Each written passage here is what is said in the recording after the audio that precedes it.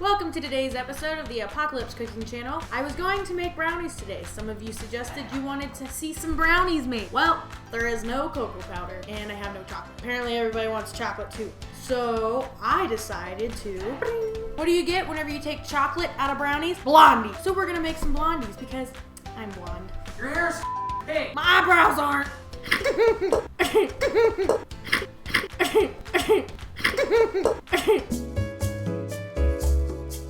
So everything's kind of already mixed together to make it a little bit easier. We have our dries in the KitchenAid bowl, wets in a mixing bowl, and why is the butter in a pan? Well, we're gonna find out. Start off, we have 128 grams of flour, 4 grams of baking powder, and 3 grams of salt. In your mixing bowl with a whisk, we have 2 eggs, 200 grams of light brown sugar, and 28 grams of vanilla. So we're just gonna whisk that up and set that to the side as well. Bookaya! Butter in a pan. So what we're doing here, instead of using just plain regular butter, let's elevate these blondies a little more and get them some more flavor in them. So we're gonna make brown butter. Super easy. First, you're just gonna melt your butter in a pan. So once your butter is melted, you're going to see that it's bubbling, getting kind of a foam on top. Make sure you're continually scraping the bottom, because once it starts browning, it's gonna stick to the pan and create a really nice dark color. So you wanna get all of that up for flavor. It's also gonna start smelling really nutty, almost like caramel. I always burn myself in my videos. The reason why it is called brown butter is because it's going to brown. Just leave it. It's gonna get brown. And the darker it is, the better it is. All right, we're starting to get a really nice brown color. Keep that going. Get it dark. Smells really nutty, really nice. Brown. Set that aside into a separate bowl to cool down before we add it to our mixture. When your brown butter is cooled down, we can then add it into the wets. Make sure it is cool enough to touch so it does not cook your eggs. Alright, now that we have all of our wet ingredients mixed together, whisk those up real quick. We're gonna use Miss Petunia here to help us out. I didn't forget the paddle this time. Paddle's on, mix it on slow.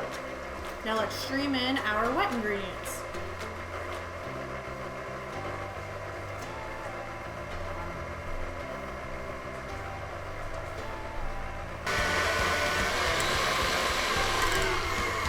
So what's the number one rule in baking, boys and girls? Scrape.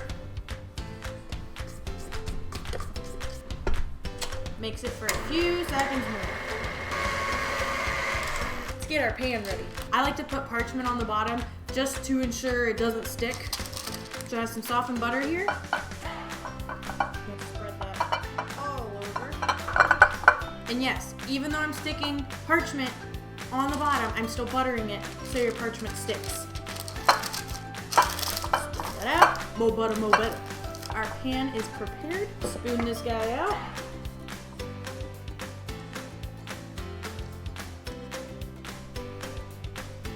This recipe makes about a quarter of a tray. So if you have a half tray at home, you can double this recipe and that'll be perfect. If you have a little square casserole dish like this, that'll be even better. But we'll see whenever it bakes. It heats up real nice. Ooh, finishing touch. I'm gonna put some flake salt, also known as Maldon, over the top.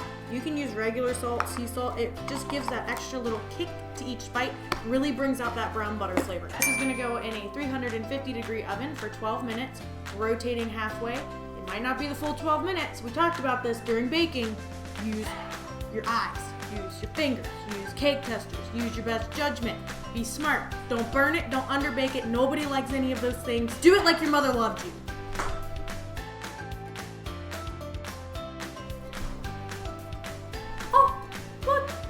Cut. I'll show you how to do that another time. But I wish you could smell what I'm smelling in here. Savory, sugary, and buttery goodness going on right now. I also lied. The recipe said for 12 minutes to bake it. That was in a convection oven. In your regular oven, it's gonna take about 35 to 40 minutes. Like I said, test your product. Make sure it's done. Make sure it's good. But yeah, these suckers are great. Happy apocalypse.